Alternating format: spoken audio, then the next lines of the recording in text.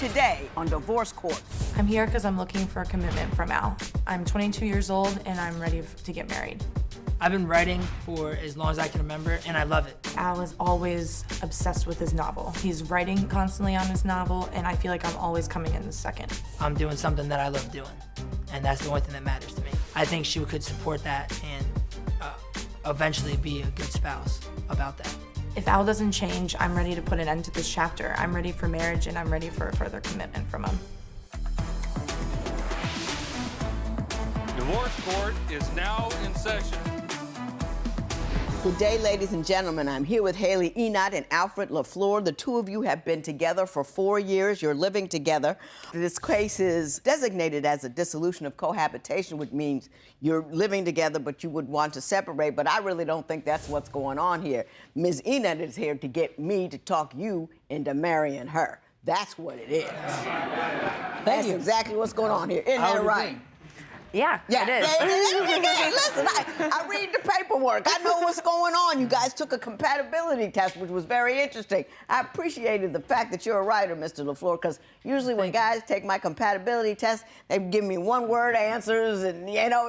I just censor myself. Yes. I appreciated it. I appreciate it. Ms. Enot, I'm gonna start with you. Why don't you tell me a little bit about your relationship and why you think he needs a nudge in the direction of the altar? So we've been dating now 4.5 years, and... You're 22, right? Yes, about to be 23. Yes, 22. 22. Yeah. 22. Okay. So I'm about to be 23, and we've been attending a couple weddings in the past 2 years, and 2 years ago we attended a wedding and I was a bridesmaid in it, and Al made the hint that we were kind of after the wedding, he was saying that, you know, I can't wait for this day for us someday. So I was kind of thinking, since we moved out here 2 months after that, I was like, oh, maybe that's going to be in our near future. And it hasn't happened after 2 years, and I just don't feel like he really wants that at all anymore. Okay. Mr. LaFleur, why don't you respond to that? Is that something you see in your future? That she would be the woman for you? Of course. We've been together 4 years. Mm-hmm. I wouldn't still be with her if I didn't have intentions of marrying her.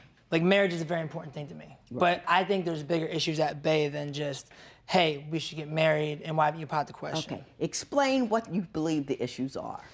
Well, to me, what's more important, the most important thing in a relationship is both people being happy doing what they do. And a lot of happiness comes from a relationship and a happy marriage. Right. But that shouldn't be the only thing, is being codependent on your spouse. You should have something that drives you, that you're passionate about. And I think both people should be able to do what they're passionate about and support each other. It shouldn't just be about getting married. Getting married, no doubt about it.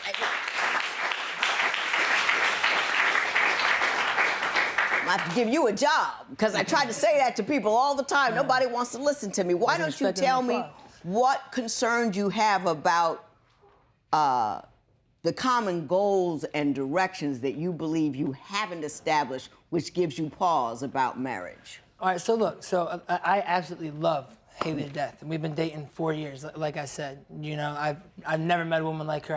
I never will, and I recognize that. But the biggest thing to me is she's always been very supportive of my writing career. She's been amazing. It's just sometimes I wonder if there's this voice in the back of her head that's like, if things don't work out, we'll just get a job and we'll have a big house and, you know, a picket fence. And it's not like that, but that's in my mind who I am. And I don't want that. Like, I want to chase a dream. Right. I want to write. He's concerned that if he ends up an impoverished writer, right, you aren't going to be cool with it. Right. He's okay with being an impoverished writer. I'm being straight up. I'm telling her right now. Oh, absolutely. I'll do it to the day I die if I succeed or not. And he believes that you're not on board with that and is concerned that your marriage will die as a function of that. I don't agree with that at all. I've supported his writing even when we didn't live in Los Angeles, and now, like, I support it even here still. And I've shown that repeatedly, that I support him for it. But at this point, it's just like, I feel like you always choose writing over me. I always come second. Like, we're always late everywhere because you have to write. And it's something as simple as, like, you know these plans. Okay. We have plans, and then you just bail on them completely because you have to finish this note. And it's like, I get that. Like, you have these ideas, but it's always writing. Always writing. Like, I feel like we're not even a couple anymore because of it. Mr. LaFleur, do you care to respond to that? Yeah, this is a common thing that comes up, and I think in any relationship, but it's like there's this communication breakdown. It's not that my writing is more important than her. It's that like I know what I'm passionate about. The only thing I spend my time doing in life, I bartend and I serve. I spend time and money on us doing things, which is awesome. We have great times, and then every other spare time that I have goes into writing. That's it. I don't have a huge social life. I'm fine with that because I love to write. So I feel guilty anytime I'm like really getting in the groove of writing, or if I'm trying to be, like it takes a lot if you don't come from. Do you understand the nature of the process of writing? It's not like the 9 to 5 or, the hours for a lawyer or a doctor where you can set them and be done at a certain time. Writers have to be able to, sometimes they're in the groove when they're rolling, and you can't, Hemingway, they can, for whom the bell, and never get to tolls. You know what I'm saying? No,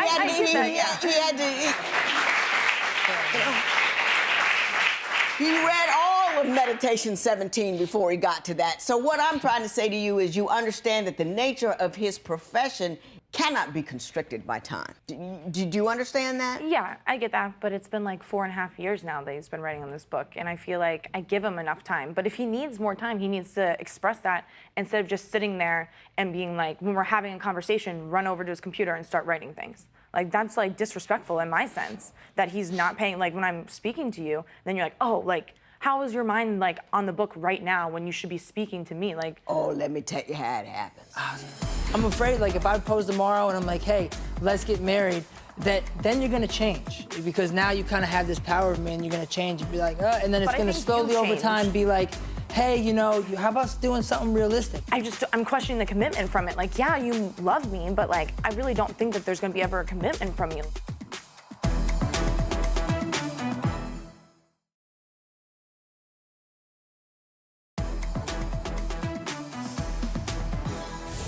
Let me tell you something. I'm no Hemingway, I'm no Maya Angelou, anything like that, but I've written a couple of books, and I've been in conversations with my husband. He said something, I think, yes!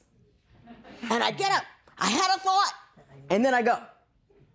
When you have a thought, because they don't stay long, especially when you're my age. You gotta grab it right when it's there, and you gotta roll with it. Yeah. He gets that. I had an idea. Sometimes in the middle of the night, I'm up, hey! And I'm not even really good at it. So, I'm okay, but... If you don't write it, it's gone. You don't write it, it's gone. Let me ask you a question, Ms. Enot. Is there something in your environment that is encouraging the urgency you feel for the need to commit? Because you're only 22, and 22 is very, very young. I'm not asking him to like marry me like tomorrow. It can be in a couple years. I'm just asking for a commitment, like whether it just be a ring or just something for you to like tell me that like you're still gonna be there tomorrow or like in a couple weeks. Like, I mean, we come from the Midwest, so I just feel like where I grew up, all my friends are getting married at this point. Like, my mom was married young, like her siblings were married young. Where are you from? I'm from Ohio. I'm from Ohio. I'm from Ohio too. Represent. There we go. Where in Ohio? Canton. Oh, okay. I'm Columbus than Cleveland. We must have been running with a different group of people. I got married at 29, and they always call me a love curmudgeon because I don't believe in young love. I mean, I believe in young love, but young marriage is usually a scary thing. The person that I was at 22, woo! You know what I mean? And do you have a game plan other than being with him? What does your future look like? Heaven forbid, this handsome dude gets run over by a bus, he's gone.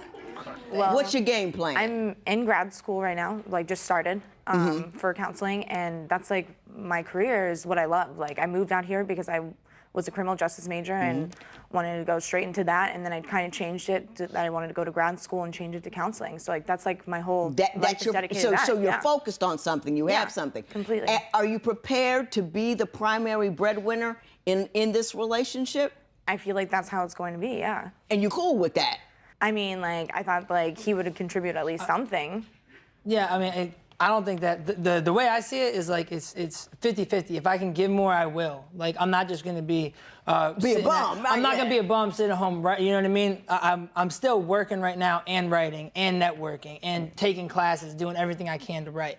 My biggest issue with this is it's like, and I'm not saying like the sanctity of marriage is a beautiful thing, but like why I don't understand why that's the only thing driving her. And then I'm honestly afraid. I'm afraid like if I propose tomorrow and I'm like, hey, let's get married, that then you're gonna change because now you kind of have this power of me and you're gonna change and be like, and then it's gonna slowly over time be like, hey, you know, how about doing something realistic? What did you say about? I think he's changed in that aspect because I think if you would have asked him 2 years ago, that's what he was all about, was getting married and all that stuff then. And then now it's kind of different. I've never been about that. But like 2 years ago, you would have been like I love you now saying, just as much as I always have. But I've always said like I you know, I'm not I don't understand. questioning that. I'm just saying like, I'm questioning the commitment from it. Like, yeah, you love me, but like, I really don't think that there's gonna be ever a commitment from you. Like, I want you 4 years. We live together. We have a dog and cat together. How long have you been living together? How long have you been living together?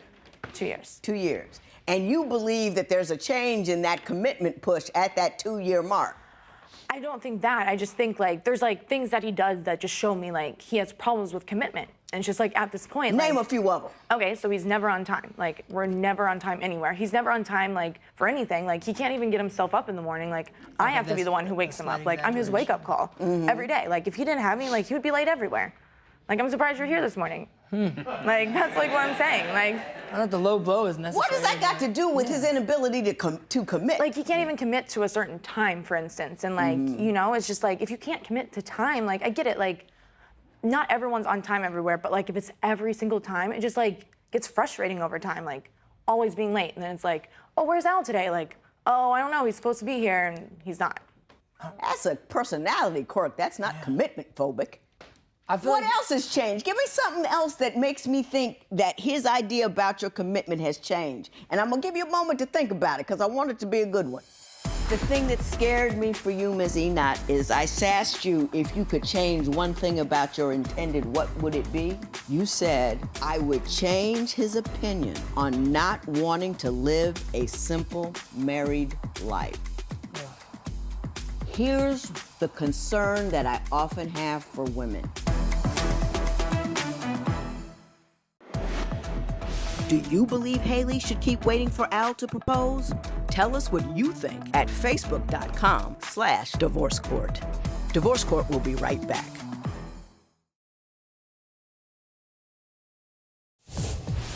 If you would like your case to be heard on Divorce Court, call us toll-free at 1-877-311-2222 or log on to our website at divorcecourt.com. Follow us on Facebook, Twitter, and Instagram at Divorce Court. What changed that made you think now he is commitment phobic? It's just like, I feel like at this wedding, he was just so gung-ho about it. And just, I felt like at that point, like he was like, oh, let's, you know, like, he's like, I want to get married to you, you know, like, not like in the next year, but like, I just always had this idea that it would be like, just something as soon as just popping the question. And like, we'd taken like trips where like, I felt like he was going to, and then just like nothing happened. And I mean, we took a trip like 6 months ago, and I feel like it's been awkward ever since. Oh, you guys went on a trip and you thought he was going to pop the question during the trip? Was he dropping hints or something?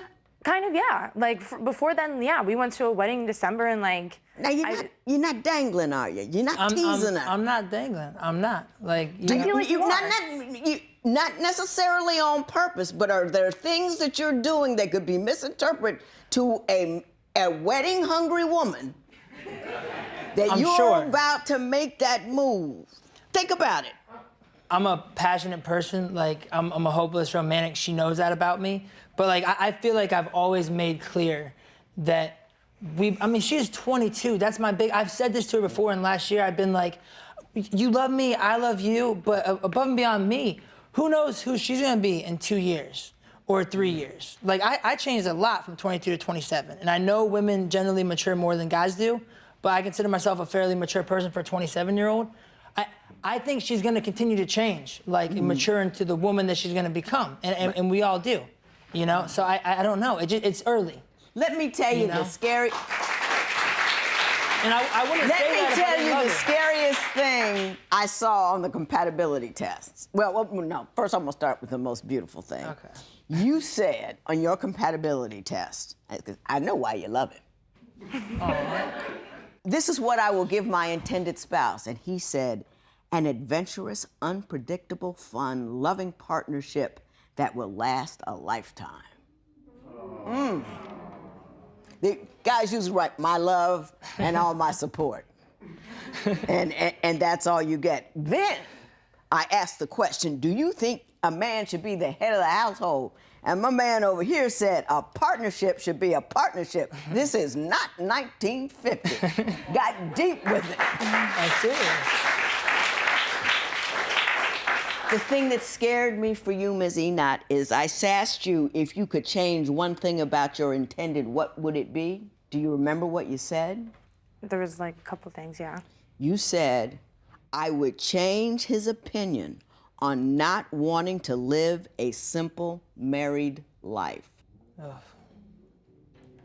Here's the concern that I often have for women. They think they have a plan for their life. They find a dude that they love and want to be a part of that plan. And if his direction, his want, his purposefulness is not the same as yours, you think you can fix him and redirect him later. And I think that's what gives me concern and gives me pause. And it might be what's giving Mr. LaFleur pause.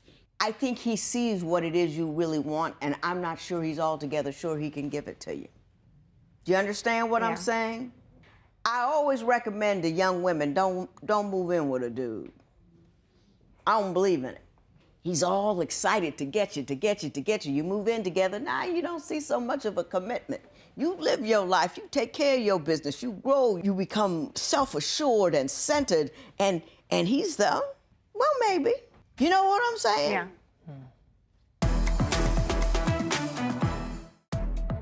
Do you think Al will make Haely his wife? Share your opinion on Twitter and Instagram at Divorce Court. Divorce Court will be right back.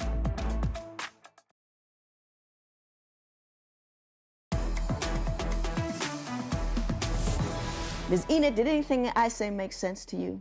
Yeah, I get where you're coming from. I guess it's just like, I feel like that too, but at this point, like, we do live together, so I just feel like the next step is getting married, and like, I feel like I'm ready for that in my life, and... If you were my daughter, this is what I would do. Drive up to your house with a U-Haul. Get your stuff, put it in the U-Haul. I paid your first 6 months' rent someplace else and allow you to live fully, deeply on your own and not have him so much as a focus. I think he's gonna come along with it. I think he's gonna come over and marry you when you're ready. But I don't think you're ready. Okay. And I think you're becoming too invested in getting that done right now. Good. Do you understand what I'm saying? I'm not saying anything negative about you. I don't think you're using her. I don't think you're abusing her. I don't think you're leading her on or any of that. But if you want her to be that mature, grown woman that truly can commit to the kind of lifestyle that you want and do it happily. And because she wants And it. because she wants it. Not because she wants She's got to me grow happy. on her own. And she's got to be on her own. And she's got to make marrying you less central to her life. A man is not a plan. Yeah. He's a perk, but he's a perk, but he's not a plan. I'm sorry I made you cry. I feel No, bad you're fine. about that. But I think I'm giving you good advice, and I think you're going to get what you want when it's time for you to get it. But it just isn't the time right now. All right? Good luck to both of you. This matter is adjourned.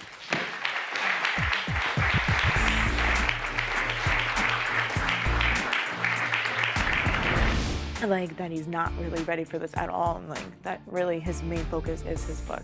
And I get that, like, go full for your dreams, but like I'm also doing the same thing. I was just kind of expecting us to kind of go for our dreams together and not kind of like separately. Yeah, I don't know. I'm kind of speechless, and I know just seeing her break down and cry like that is not a good feeling for me. I just want her to be happy, and I guess if that's what will ultimately make her happy, that's what I want.